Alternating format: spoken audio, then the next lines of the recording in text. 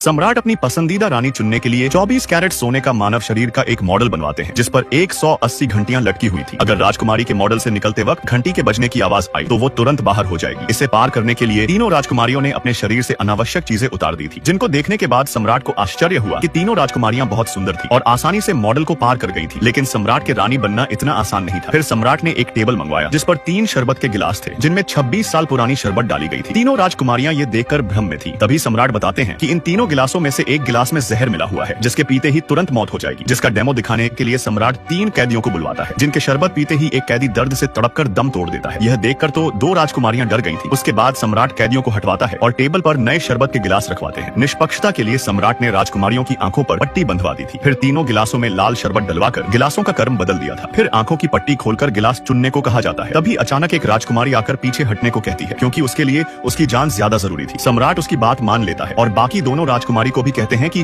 अगर वो भी हटना चाहती है तो वो जा सकती है। लेकिन दोनों राजकुमारियां समझदार थी क्योंकि अब पीछे हटना रानी का पद छोड़ना था, इसलिए वो जारी रखने का फैसला करती है। मिस्र की राजकुमारी ने बिना हिचके एक गिलास उठाकर पी लिया था और वो बिल्कुल ठीक थी। काहिरा की राजकुमारी घबराई हुई थी क्योंकि 2 गिलासों में से एक में जहर था। वो लंबे समय तक सोचने के बाद एक गिलास उठा लेती है, लेकिन जैसे ही वो गिलास को मुंह के पास लाई तो उसने भी हार मान ली थी। तभी अचानक मिस्र की राजकुमारी दूसरा गिलास उठाकर सबके सामने उसे भी पी जाती है, जिसे देख सब सोचने लगे थे कि वो पागल हो गई है। लेकिन तभी उसने तीसरा गिलास भी एक सांस में पी लिया था। अजीब बात यह थी कि मिस्र की राजकुमारी बिल्कुल ठीक थी। दरअसल सम्राट ने शरबत में कुछ नहीं मिलाया था। यह सब एक साहसी रानी बनने की परीक्षा थी जिसमें मिस्र की राजकुमारी पास हो जाती है और अंत में अपनी सुंदरता और साहस से रानी बनने का पद जीत लेती है।